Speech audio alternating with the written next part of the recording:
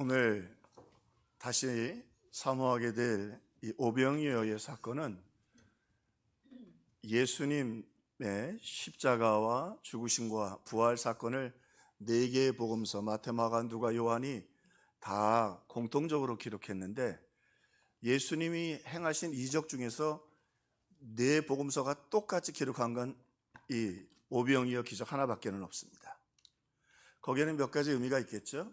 먼저는 오늘 하나님께서 이 오병이어 사건을 통해서 우리에게 주시려고 하는 아주 중요하고 확실한 메시지가 있다는 것이고, 두 번째로는 제자들의 마음속에 그게 큰 은혜로 계속해서 다가왔기 때문에 또 기록을 한 것을 우리가 알 수 있습니다. 내용은 우리가 잘 알지요. 설교 들으러 많은 사람들이 예수님께로 나왔습니다. 그런데 저녁쯤 되니까 배가 고픈데 먹을 길이 없었어요. 그래서 예수님께서 오병이어로 축사하시고 나눠줬는데, 남자만 5,000명이 먹고, 그러니까 여자들하고 다 포함한 2만 명이 다 먹고도 12광주리가 남았다는 말씀입니다. 자, 그러면 왜 제자들은 유일하게 예수님의 십자가와 부활과 이 사건을 말고는 똑같이 이 사건을 그렇게 기록하게 되었을까? 거기에 주님 우리에게 주시는 아주 깊은 사랑의 메시지가 있습니다. 먼저 예수님은 이 오병이어 사건을 통해서 거기 있는 군중들 그리고 우리들을 아시고 사랑하시는 분이라고 소개하고 있습니다.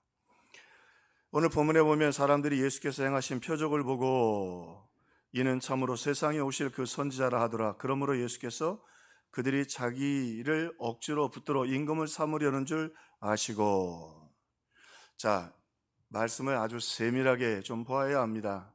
무슨 말씀이냐면, 얼핏 보면 모세와 같은 선지자로 예수님을 존경하고 예수님을 임금으로 세우려고 하는데 뭐 그리 잘못된 것일까 생각할 수 있지만, 사실은 오늘 이 군중들이 가지고 있는 생각은 상당히 무례한 생각들이었습니다.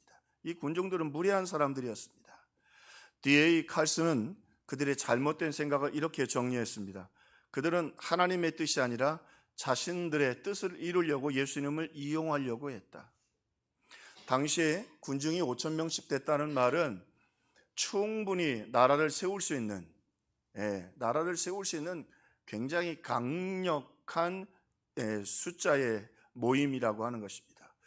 그런데 예수님을 그렇게 그들의 왕으로 세워서 예수님이 거기 따라가신다면 보나마나 로마는 반격할 것이고 예수님은 비참하게 돌아가실 것인데, 문제는 예수님이 우리를 위하여 대속적 죽음이 아니라 전쟁에 패한 전쟁이 되어버리고 죽음이 되고 만다고 하는 것입니다. 그러므로 이 군중들은 열정을 가지고 있었지만 하나님의 뜻을 분별하지 못하는 군중들이었다. 또 예수님이 주인이신데, 하나님이신데 그분의 주인의 뜻을 따르지 않고 예수님을 종으로 삼으려고 하는 것이죠. 아주 나쁜 뜻으로는 예수님을 총알바지로 삼으려고 하는 것입니다.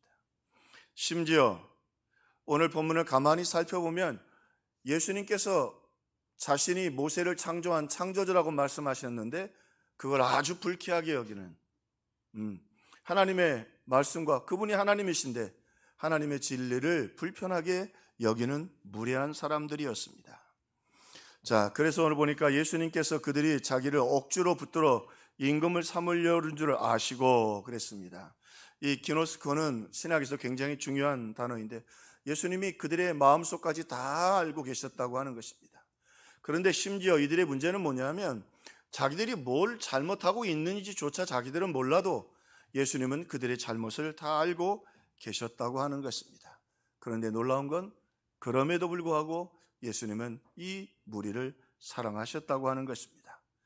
조금 더 오늘 본문의 말씀을 세밀하게 살펴보면 이 군중들은 악한 사람들이었습니다. F.F. 브루스라고 하는 그 신학학자는 이 본문을 주의하면서 이런 말을 했어요.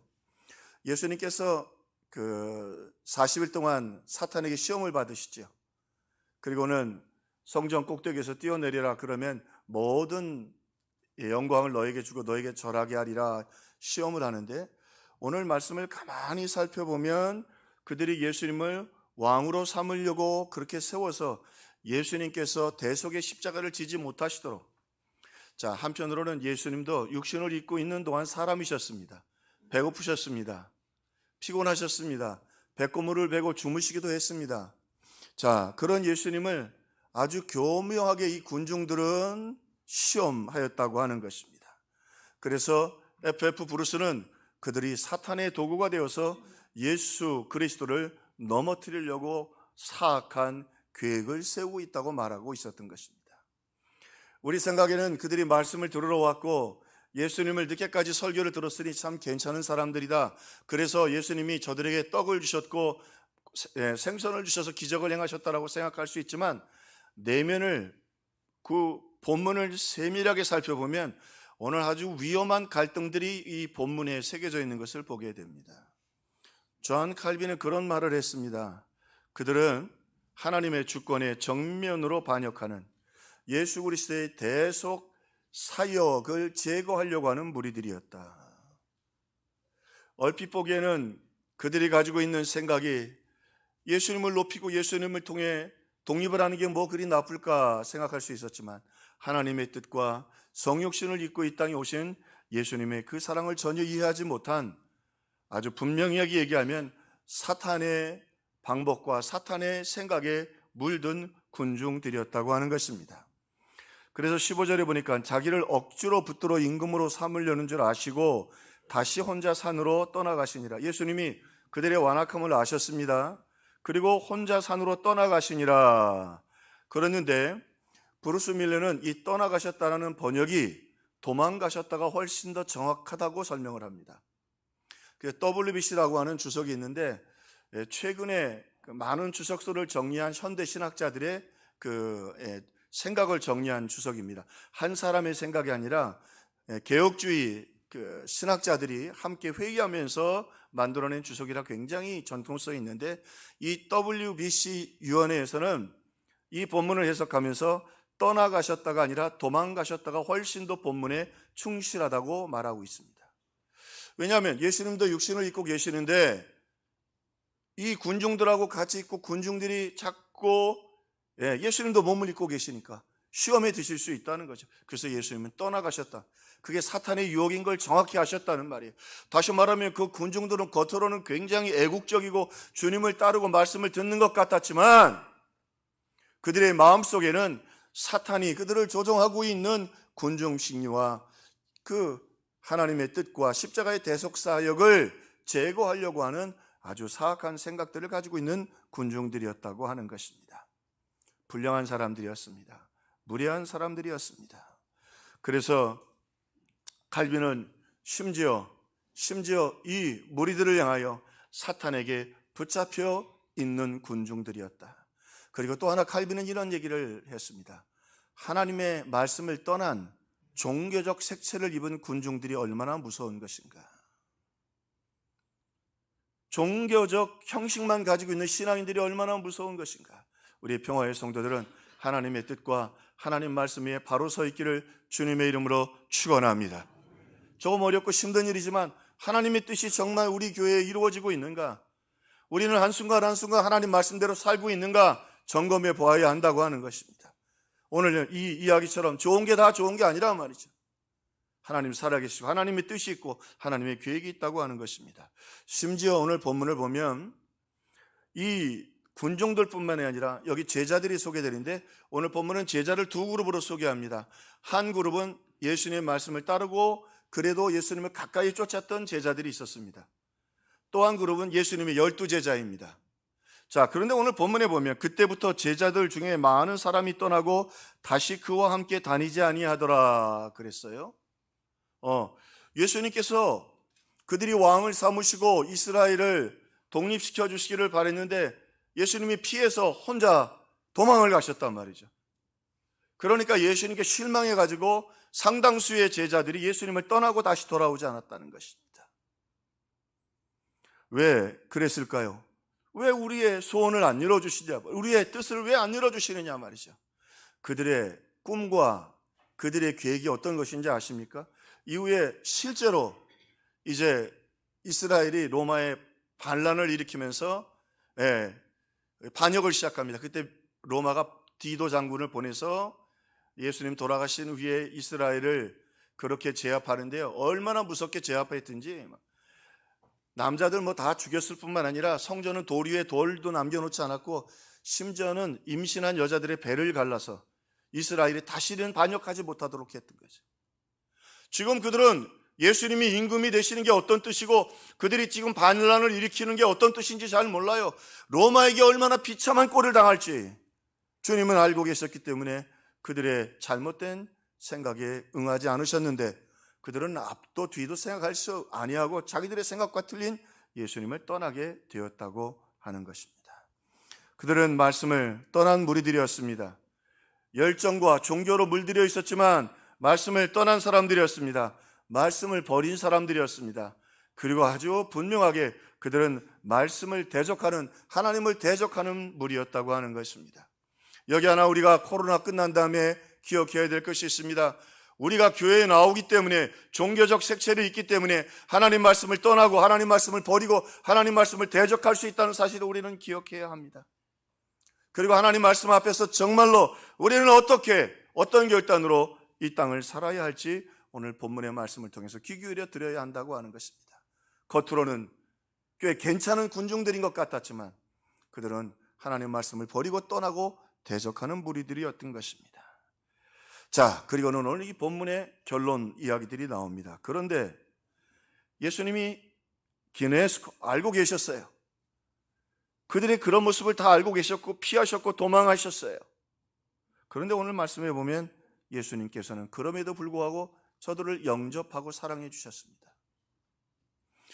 이르시되 따로 한적한 곳에 가서 잠깐 쉬어라. 오늘 본문이 이루어지는 배경은 이 누가복음과 마가복음에 보면 제자들이 전도 여행을 갔다 왔습니다. 그런데 주님 말씀대로 둘씩 짝지어 갔더니 귀신이 물러가고 병자들이 났습니다.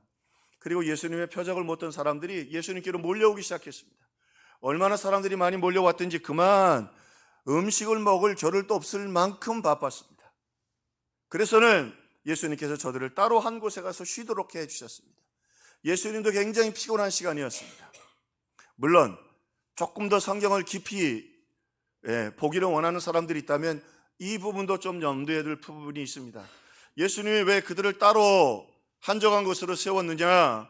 브루스 밀러는 그런 말을 합니다. 이미 제자들도 이 군중들이 가지고 있었던 이 허영심과 잘못된 의협심에 중독되어 있었기 때문에 그들도 예수님을 왕으로 세우려고 했고, 그리고 자기들이 그 가운데 높은 자리를 차지하려고 했기 때문에 그들에게 물드는 것을 막기 위해서 따로 세우셨다. 충분히 가능성이 있는 말씀입니다. 그러나 제일 중요한 핵심은 오늘 예수님은 이 군중들이 잘못된 것으로 알고 저들이 무리하고 불량하고 위험하다는 걸 알고 예수님조차도 넘어뜨릴 수 있는 위험한 사탄의 도구라는 것을 알면서도 예수님은 저들을 영접해 주셨다고 하는 것입니다. 예수께서 나오사 큰 무리를 보시고 누가복음 9장 11절 예수님께서 그들을 영접하사 그들을 맞아주셨습니다. 그들의 나쁜 마음을 알면서도 그들이 뭘 잘못한지도 모르는 그 상황을 아시면서도 예수님은 기꺼이 그들을 맞아주셨습니다. 영접해 주셨습니다. 오늘 여기 우리에게 중요한 메시지를 전달해 주십니다. 때로는 우리가 뭘 하는지도 모르고 신앙생활을 한다고 하면서도 우리가 하나님을 거역하고 또 우리가 하나님 나라의 방해가 될 때라도 주님은 택한 하나님의 백성을 영접해 주신다고 하는 것입니다. 맞아주신다고 하는 것입니다. 그리고 품어주시고 회복시켜 주시고 그리고 생명의 떡으로 저들을 먹여주신다고 하는 것입니다. 우리의 기도를 결코 우리가 아무리 부족하도 외면하지 않고 영접해 주신다고 하는 것입니다. 주 예수 앞에 다 아뢰오라. 주 우리의 친구니. 그러니 이 말씀이 얼마나 은혜가 되고 위로가 됩니까? 여러분 부족해도 괜찮습니다. 아니 죄를 지어서도 괜찮습니다. 주님 앞에 나와 자비하신 보좌 앞에 나와 기도하고 응답받고 용서받고 회복하기를 주님의 이름으로 축원합니다. 우리 주님은 그렇게 그들을 다 하시고도 영접해 주시고 사랑해 주셨습니다. 또 오늘 말씀해 보니까 우리 예수님은 그럼에도 불구하고 넘치는 사랑으로 저들을 대우해 주셨습니다. 그들이 목자 없는 양 같음을 인하여 불쌍히 여기셨다. 그들이 지금 뭘 하는지도 잘 모르고 그들이 뭘 잘못됐는지도 모르고 뭔가 종교적 열심은 가지고 있는데 그게 지금 하나님의 뜻과 반대되며, 그리고 하나밖에 없는 아들을 보내주신 그 독생자의 사랑에 참으로 대적하는 사탄의 생각인지도 모르고 그들은 불쌍한 가운데 있었습니다. 그런데 우리 주님은 그럼에도 불구하고 넘치는 사랑으로 사랑해 주셨습니다. 아는 것처럼 예수님께서 오병이어를 들고 축사하셨죠? 그 축사는 물론 거기 있는 사람들이 그래서 말씀 들으러 오고 그래도 그들을 먹일 수 있음을 감사하기도 하지만, 그러나 더 중요한 건 그 떡은 상당수의 주석가들이 다 지지하는 것처럼 예수님 자신이었습니다. 그 군중들은 그들이 열심히 뭔가 종교적인 열심을 가지고 설교를 들으러 왔지만 그들은 아무도 스스로 천국 갈 자격이 없는 사람들이었습니다. 하나님 앞에 저들은 무례하고 불량하고 위험한 존재들 뿐이었습니다. 사탄에게 이미 지배당하는 존재들이었습니다. 그러므로 예수님이 이 사건을 통해 그 떡을 들어 축사하시면서 아버지께서 왜 자신을 보내셨는지, 본인이 왜 십자가를 지셔야 하는지 더 분명하게 알게 되셨던 것입니다. 하나님이시기 때문에 그들 곁에 가까이 오셨습니다. 그들이 힘들고 어렵다는 것도 아셨습니다. 그러나 더 중요한 건 이들이 얼마나 위험하고 악한 존재인 것을 예수님께서 아셨습니다. 결코 그들의 노력과 의지로 구원받을 수 없는, 단 한 영혼도 구원받을 수 없는 존재라는 것을 아셨고 그들을 위하여 자신을 보내셨고 자신의 생명을 주셔서 저들의 죄를 다 대속하실 그 하나님의 사랑에 감사하며 축사하셨던 것입니다. 놀라운 은혜고 놀라운 사랑이 아닐 수 없었습니다. 우리 주님은 그 넘치는 사랑으로 그 무리들을 영접해 주셨고, 그리고 그들 앞에서, 그리고 그 사탄 앞에서 아무리 사탄이 저들을 그렇게 유혹하고 시험에 빠뜨린다 할지라도 십자가의 보혈로 저들을 구원하고 넘치는 사랑으로 하나님의 자녀가 되게 할 것을 우리 주님은 선언하시고 선포하신 것입니다. 이것을 주권적 사랑이라고 말합니다. 아무 자격 없는 저 군중들 주님은 사랑하시기로, 저들의 죄를 다 갚으시기로 우리 주님 마음에 굳게 결심하시고 축사하셨던 것입니다. 그뿐만이 아닙니다. 오늘 이 성경의 역사를 보면요, 이 군중들이 다시 또 모여요. 이후에 2번 다시 모이는데, 예수님이 십자가에 못 박을 때 모여서 저들이 예수님이 자기의 뜻을 안 이루어준다고 예수님을 십자가에 못 박아버립니다. 예수님을 따르던 그들이에요. 그래서 오늘 말씀에도 보면 제자들 중에서도 많이 떠나고 군중들도 예수님을 떠났습니다. 그리고는 다시 모여서 우리의 뜻을 이루어주지 않는, 모세는 출애굽시켰으면, 당신은 선지자면, 그 능력이면 우리가 이렇게 모였는데, 남자만 5,000명이 모였는데 로마하고 한번 싸워보기라도 해야 되지 않느냐 말이죠. 어떻게 도망가고 피할 수 있느냐. 예수님을 십자가에 못 박아버렸어요. 자, 그런데 이 군중들이 또 모입니다. 언제 모이냐면, 베드로가 성전 미문 앞에 있는 걷지 못하던 분을 걷게 하고 사람들이 예수를 또 믿게 되자 군중들이 다시 모여서 베드로를 죽이려고 합니다. 그리고 다시 예수님을 그렇게 했던 것처럼 억지 재판을 엽니다. 그런데 성경이 뭐라고 얘기하냐면, 오늘 보니까 남자만 5,000명이 모여서 오병이어 때에 떡을 먹었어요. 그런데 베드로가 설교하고 그들이 회개하게 됩니다. 그때도 언제예요? 5,000명이에요. 남자만 5,000명이에요. 그러면서 성경이 좀 소름 끼치는 이 군중들의 모습을 소개합니다. 그런데 예수님께서 성령을 보내셔서 베드로도 죽이려고 이제 심판을 받아서 이 오병이어 사건에 있었던 군중들이 얼마나 나쁜 군중들인가, 그들의 정체를 드러냅니다. 예수님을 십자가에 못 박고 베드로도 못 박고 초대교회를 완전히 제거하려고 했던 이 사탄의 무리들을 성령을 보내셔서 회개하게 만드십니다.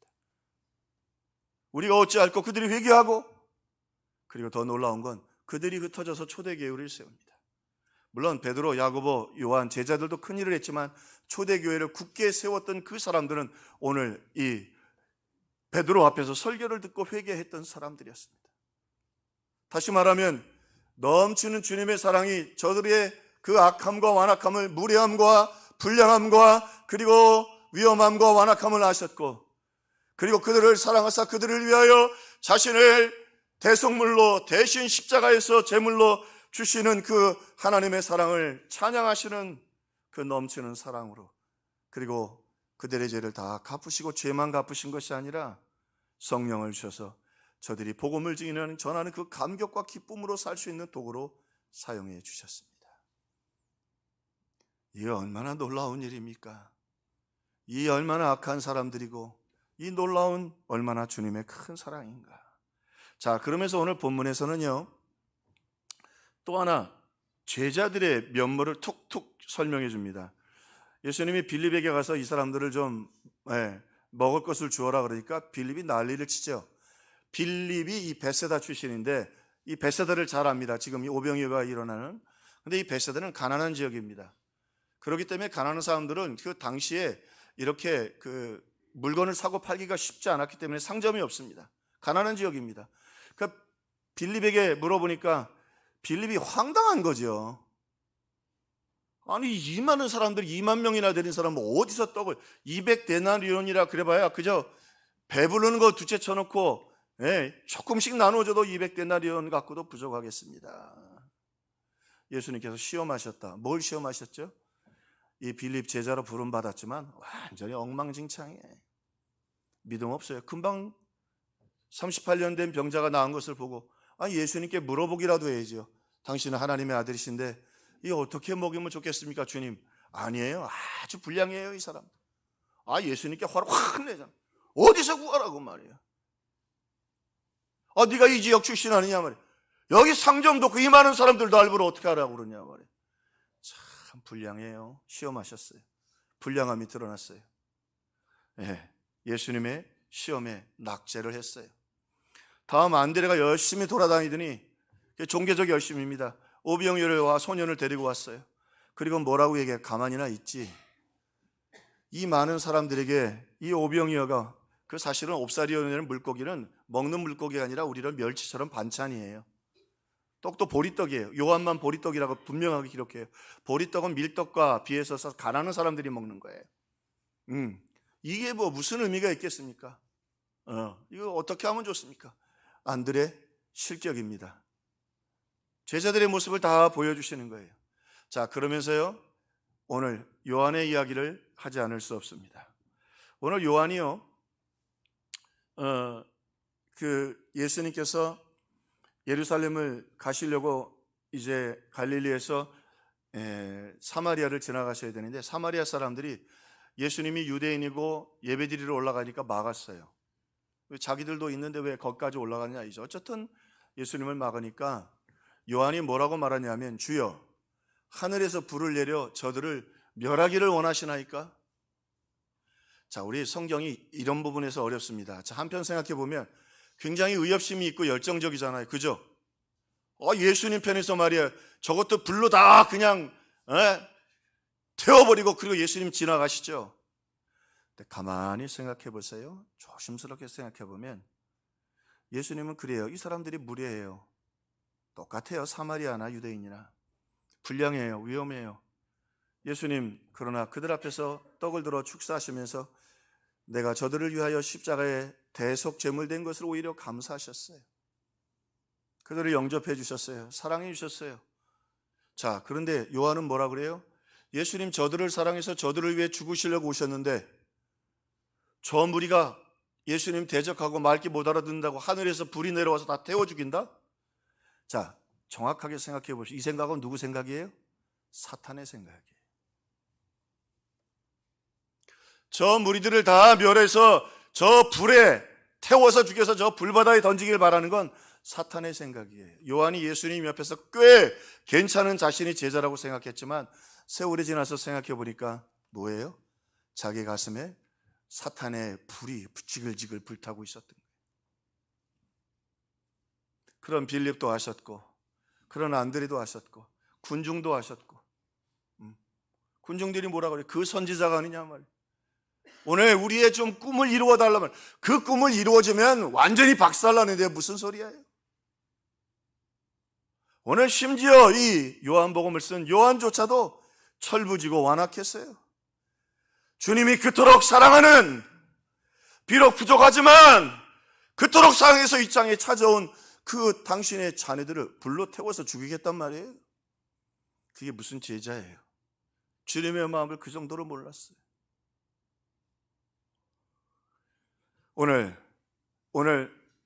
그러나 이 오병이어 사건을 통해서 우리에게 또 하나 교훈을 주시죠. 다 거기 있는 사람들이 먹고, 그 많은 사람들이 다 먹고 얼마가 남았어요? 12광주리, 우리로 하면 12소콜이 넉넉히 남았다는 말이에요. 무슨 말이죠? 그들이 원대로 다 주셨다고 그랬어요. 원대로 다 먹고 남았단 말이죠. 주님의 사랑과 은혜는 부족함이 없습니다. 할렐루야. 이 군중들이 성령을 풍성하게 부어주셔서 이 못된 것들이 다 선교사가 되게 해주셨어요. 빌립, 이 안드레, 이 참 모자란 제자들이 하나님 나라를 위해 귀하게 쓰이게 하셨어요. 여러분, 주님의 은혜와 주님의 사랑은 부족함이 없습니다. 넘치고 넘칩니다. 그리고 이 쓰레기 같은 요한, 주님이 그토록 사랑해서 이 땅에 생명을 주시러 온 그 하나님의 자녀들을 불로 태워 죽이려고 했던 이 요한, 그 요한을 사랑하기에도 주님의 사랑은 충분했습니다. 나중에 이 요한이 사랑의 사도가 되잖아요. 말도 안 되는 이야기야. 무슨 사랑의 사도예요. 근데 주님의 그 사랑이 요한을 요한되게 했습니다. 요한이 요한되게 했습니다. 우리 주님의 그 사랑이 이렇게 이 군중들, 이 제자들, 그리고 이 요한, 그 사랑이 얼마나 큰지, 그래서 이 제자들이 다 이 오병이어의 사건을 안 기록할 수가 없었던 거예요.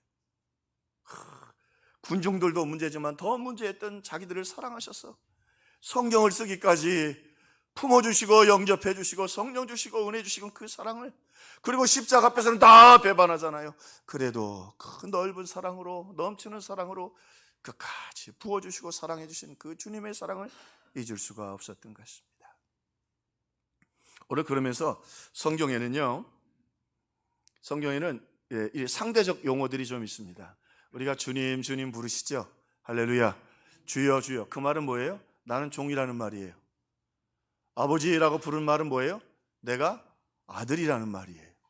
오늘 예수님 영접하시는 분입니다. 그 말은 우리가 그분 앞에 가까이 나가야 되지요.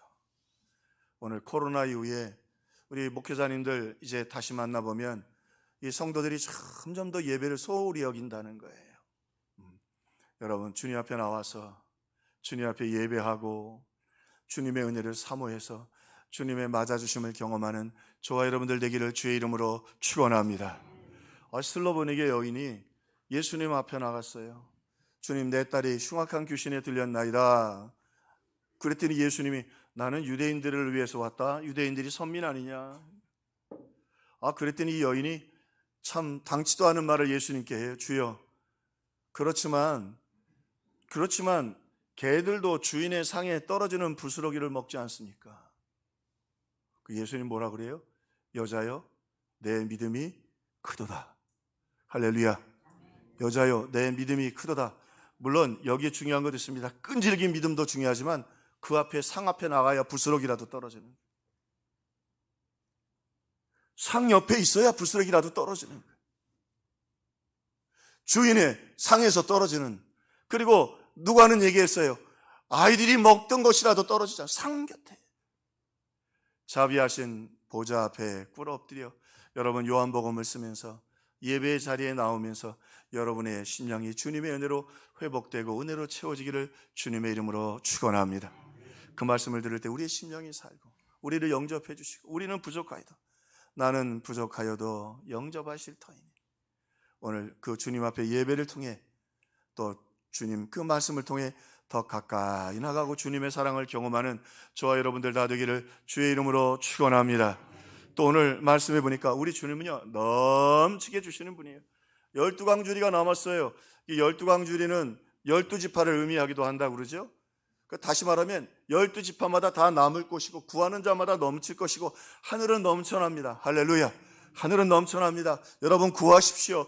부르짖으십시오. 무엇이 여러분의 문제고 무엇이 어려움이 있습니까?